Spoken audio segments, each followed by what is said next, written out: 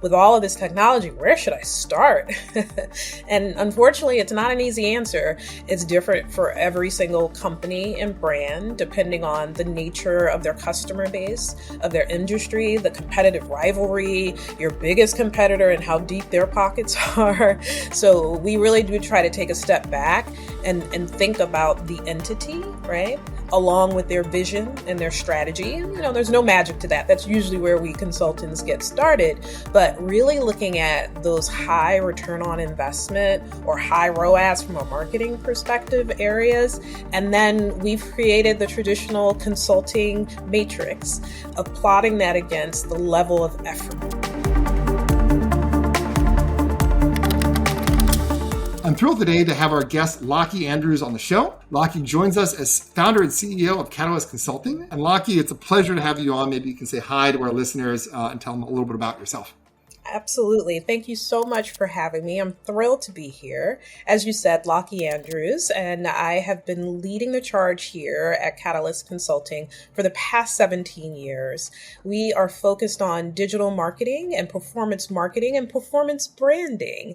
And we do that mostly for private equity and venture capital backed brands, but also support large corporates and enterprises who are interested in repositionings as well as taking potentially smaller incumbent ideas and leveraging innovative technologies to push them forward. So it's thrilling to be here talking about this subject today because, as I mentioned, that sometimes I take on roles within the companies because we go a little bit further than just hands-off recommendations. Sometimes we actually work alongside as full-time. And one of the ways that you and I actually met each other was through a relationship like that.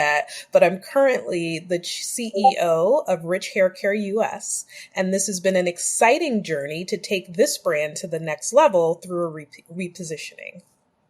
Yep, and for our listeners, Lockie and I have known each other for about half a decade here. Lockie previously ran digital at Untuckit, which has been a long time Simon Data customer.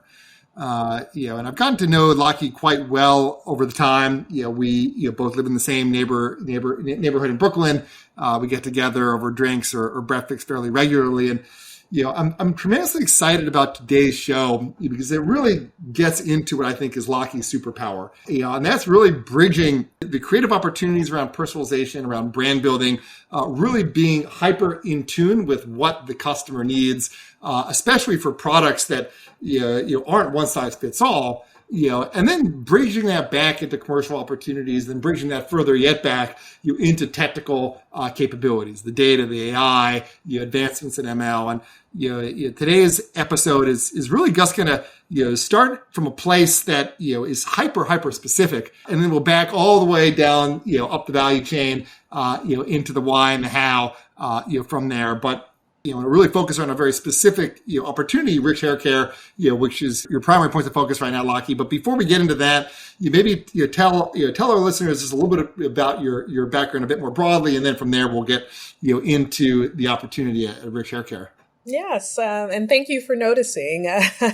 Part of the sweet spot of what I do is having the ability to commercialize creativity. And that's part of the reason why I've taken half of my career to develop the operational skill set and combine that with consultative best practices to move forward. And so part of that actually, it started back at Georgetown, undergrad. When I was studying finance, I actually took a few courses in computer science. The actual professor told me to focus on computer science as a major.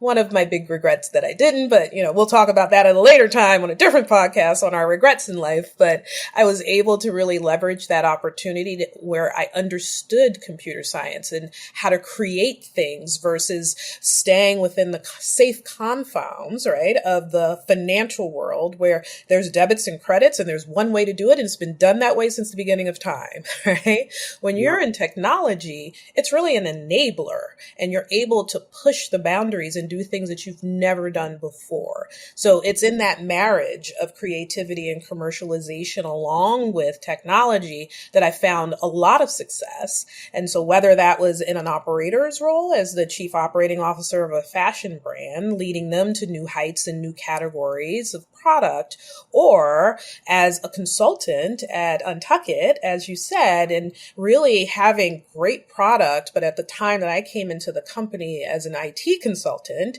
what we were lacking was a database, a CRM structure to be able to help the company scale. And we did that 3.5x times, which is exciting. We won awards on all the work we did with Simon Data and Snowflake and all the usual suspects that we have in our ecosystem. It was an exciting time. And that's what I've been able with my team to deliver, whether internally at a company or externally from a recommendation perspective. And there's a lot that we can do, I think, in this time. I've been calling it the roaring 20s for data because I think the unlock opportunities are pretty great right now. That's great. Well, you're certainly preaching to the choir on that one. But let's get into Rich Hair Care. Maybe tell our listeners a little bit about the product, a little bit about the opportunity.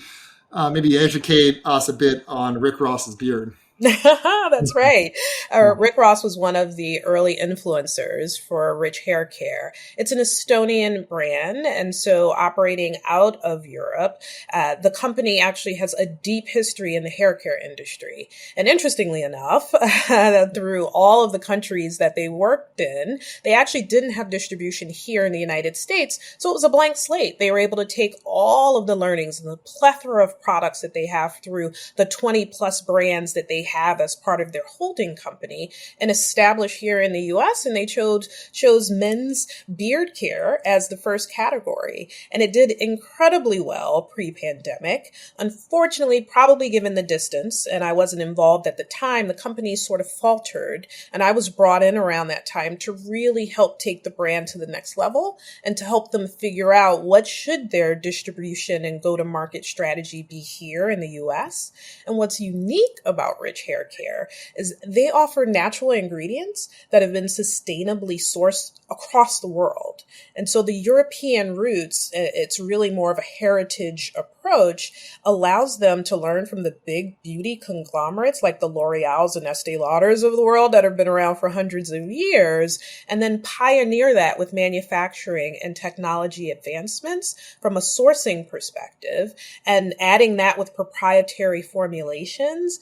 They can package all of that for consumers at an affordable cost. So we've been calling this affordable luxury and a democratization of beauty. That's really what we want to try to bring to bear with Rich Hair Care. And as an example, just imagine the complexity of this, right? In the United States, we have different weather patterns. Weather patterns affect hair.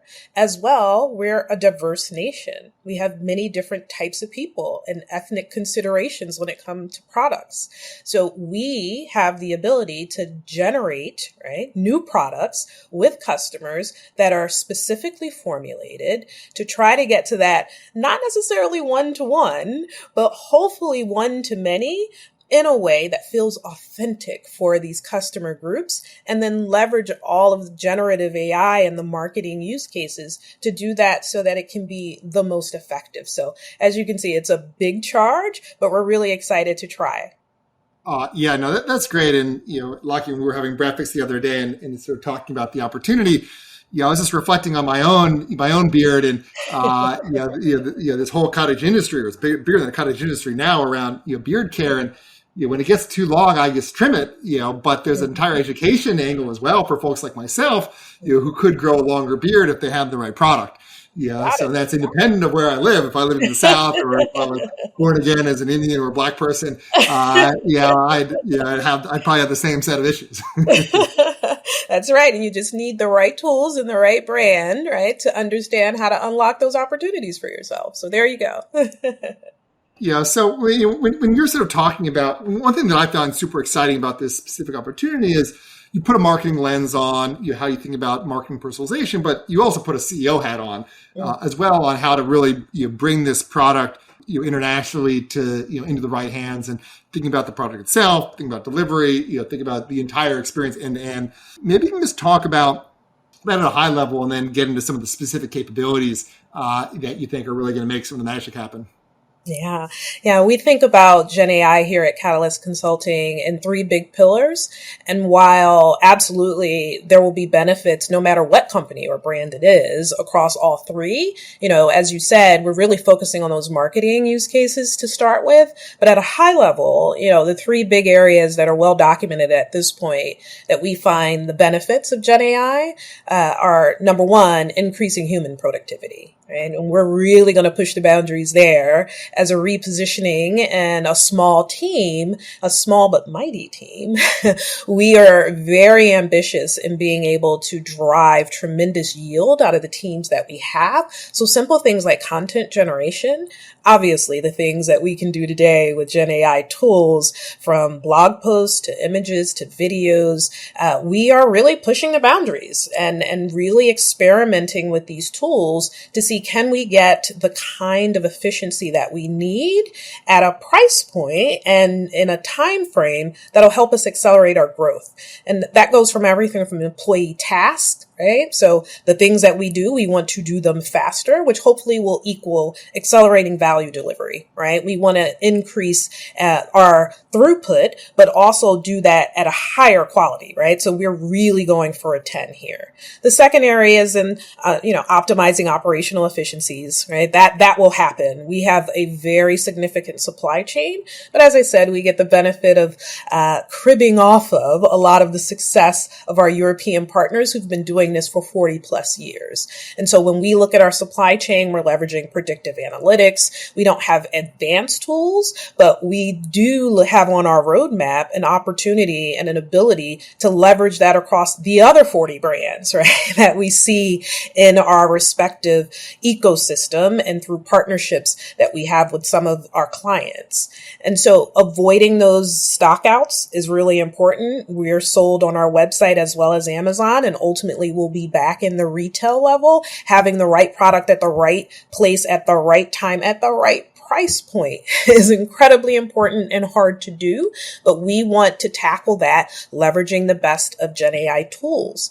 But the part where I'm most excited, as I said, is in enhancing that customer experience and the revenue, right? Being able to think through the targeted, hyper-personalized marketing and providing those dynamic product recommendations. If you want to grow your beard longer, if you want it to be softer, there are ingredients depending on your hair type that are better suited to be able to do that. So all of these things are incredibly difficult to orchestrate, but with a tech stack that obviously is integrated.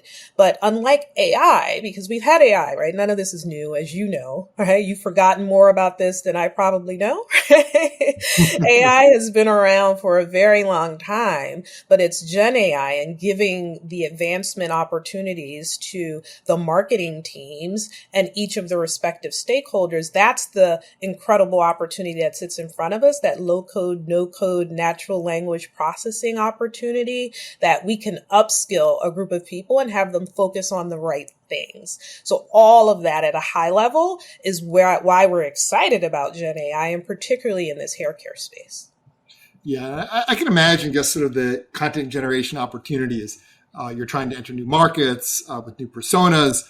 Everything from just being able to rapidly iterate and explaining your value proposition in a way that's specific, to someone in the South in a specific state, in Florida, Alabama, whatever it might be, with a specific background, specific type of hair, and then iterate on the approach. And again, dimensions from everything from folks who have are proficient in beard care products to folks who are newbies like me who right. just need to learn a few things. I think one of the areas that we see with our customers that I'm super excited, I think is super relevant rather to to this application is this time to market. Mm-hmm. And you can try things out in a way that might take an afternoon, whereas previously with content production and pipelines and having to deal with outsourced labor or having your FTEs own this stuff, otherwise in the past taken days or longer. So it's really a transformative function. Completely agree. And as you think about all the permutations, right, you can A/B test yourself to death and get nowhere. But this is an area where it shows Gen AI and its ability to do new things and to take in large data sets and do the compute power and have the compute power that we as humans don't have. It's amazing how we're able to spin up so much content, copy and do it at a singular level, not just at an audience level. It's amazing. And I think that's what it's going to take to really allow, at least for Rich and its really ambitious charge, to be able to have success. So it's sort of doing it at a time when the technology enables us to actually have a shot at hitting it. Yeah. So maybe one question here. I think you definitely do not give yourself enough credit around your knowledge of AI. Many of our listeners today probably know at least enough to be dangerous. I think with the proliferation of Gen AI tools today, I think so many people feel as if the world is their oyster. You wake up, you get your cup of coffee, you sit in your virtual desk, or maybe you go into an office if you're in the minority these days, and you just have paralysis, but there's so many opportunities in front of you. How do you think about, A versus B versus C, and what frameworks do you use, and and what sort of guidance would you give to our listeners? Yeah, we often have this conversation. The point of overwhelm, again, it happens quicker nowadays, since we do have a very vast array of opportunities and places to start, right? That's probably the number one question I get is, with all of this technology, where should I start? And unfortunately, it's not an easy answer. It's different for every single company and brand, depending on the nature of their customer base, of their industry, the competitive rivalry, your biggest competitor, and how deep their pockets are. So we really do try to take a step back and think about the entity, right, along with their vision and their strategy. And, there's no magic to that. That's usually where we consultants get started. But really looking at those high return on investment or high ROAS from a marketing perspective areas. And then we've created the traditional consulting matrix of plotting that against the level of effort in those resource constrained environments where we have that scarcity. We're looking for the low hanging fruit opportunities. They're in the bottom of that quadrant, right? Where we understand it doesn't really take a lot of effort to be able to generate, what we hope is a high ROI opportunity. And we start with looking at that analysis. So it's actually a financial analysis, harking back to my finance background. We've developed this really great opportunity set where we understand, based on looking at companies of a relative size, what kind of ROI or ROAS opportunity do we have with this particular customer based on the margin, right, of the product. And then we start to go down the line and understand from a use case perspective, as well as the level of effort required from the cross collaboration, right? I think that's what people don't really fully understand about deploying these types of initiatives, where the more data sets you have, the better, but they've got to be clean data sets. Needs to be there. The architecture, all the things that hopefully they've been working on all along, but they probably haven't been thinking about how it interacts with the marketing side of the business or the product development or supply chain. And in order to do some of the use cases that I noted, we recognize the more collaboration that's needed, the slower we can get there. So sometimes that really does, from a long-term perspective, limit the return on investment opportunity. But we do singularly stack them up and then work with the management teams to understand how we can move through it quickly. But that buy-in on those first few with the high ROI and the low effort, that's the magic. That's what gets the organizations excited about the future and about leveraging technology in unique ways. I'll add a couple of thoughts there. I mean, I think the ROI has two sides, the R and the I. And I think speed to market is everything. Ultimately you can sit around and estimate what will have the highest R. And you should develop competencies and the right analyses and the right governance to get as good as possible. But the superpower of many orgs is the ability to minimize the I. Mm-hmm. Let's not make things hard. Let's make sure that we can test things quickly, have the Mm-hmm. right people and the systems and the processes in place so that something is going to work. We can understand within a few days and then really just double down there. And if it's not going to work, we won't have spent 3 months with some massive Gantt chart planning out millions of dollars of resources. The other dimension is look, for folks who are really looking to double down on Gen AI and put that into a big part of their workflow, there's an old adage in data called garbage in, garbage out. The quality of your analyses, your ability to personalize content that may be Gen AI created content based off of data on your customers is only as effective as the quality of the data on your customers. Mm-hmm. And really thinking about how are you collecting the data, how are you aggregating the data, how are you making sure the right mechanisms in place, to make the right inferences and that they're accurate within reason. Don't let perfection be the enemy of good. But there is a quality bar, that needs to be hit for these things to work. And for many of our customers, we really find that when they're able to get behind some of the big initiatives that they're investing in, enterprise wide, so data teams, data engineers, really, enterprise data resources that are specifically focused around centralizing and warehousing and aggregating customer data in a way that can serve the entire organization. If you can get behind those organizations, and get behind that data specifically, then you can get into a great place, to do some of this stuff. But oftentimes for so much of the market, data systems will be disparate, pipelines won't be consistent, and you'll have marketing teams talk to finance teams and not even agreeing on some of the most basic numbers in the org. So it can be a lot harder than it sounds. Agreed. And a question for you on that, like, how are you thinking as you're working with your clients? Are they relying on you to bring from a Gen AI or even an AI perspective, the bulk of that capability, or is it that you're encouraging them to really think through how to best position themselves from a Gen AI perspective?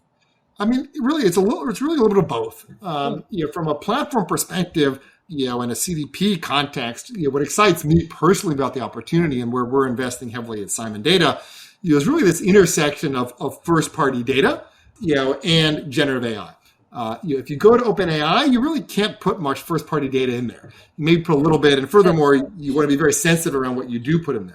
But if you look at opportunities, around personalization, and content as we're talking about here, these very much do lie at the intersection of, Jason lives in Brooklyn, has, a specific type of hair type and color, ethnicity X and Y and Z, as opposed to, someone who lives in Florida and has a very different type of hair.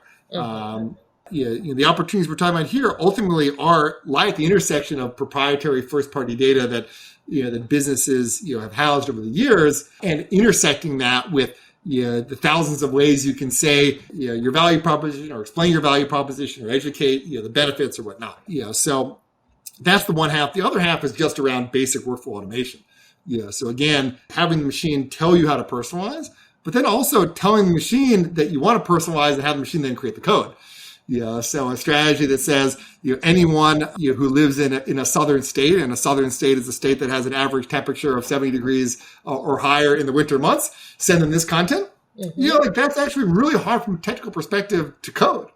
But everyone listening to this can understand that example very, very simply. It's those kinds of capabilities as well that don't necessarily tell you what to do or do it for you, but execute what you think needs to happen in a way that takes minutes or seconds and not days, weeks, or longer.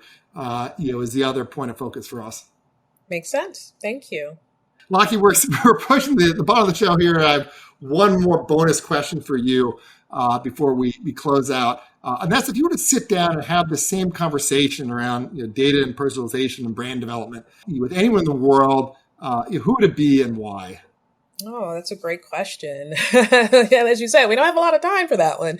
But the first thing that kind of comes to mind actually is, obviously one of the arbiters of bringing us to this moment, right? You think about the iPhone and what it's done and collapsing all the things that are on our desk and having a computer in our product, in our pockets. I really have to think, gosh, wouldn't it be great to sit down with Steve Jobs and just kind of pick his brain on where we are today and seeing how quickly, right, the velocity of change and how that has increased. But then there's also some downsides, right, that we have in our society through the use of these phones, and particularly with children, right? I would love to just talk to him about that and his perspective on where we are. And now with Gen AI and deepfakes and all the things that are a bit more controversial, I would love to hear his perspective on that. Yep. No, I mean, the technology is changing incredibly quickly, and we could devote many, many shows to regulatory compliance. But the fact of the matter is, I think consumer expectations are having to shift because the technology is moving so quickly. And I think they're fascinating topics, and love that response. Well, closing out first, Lockie, thank you for coming on the podcast today and sharing your wisdom with us.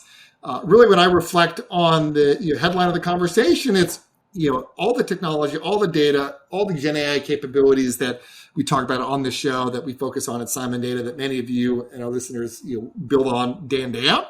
It's all in pursuit of a singular goal, and that's to really take your brand, take your value proposition, and put it in a way in front of your customers that really helps them get it. I think the story that you brought to our listeners today, Lockie, I think was fantastic.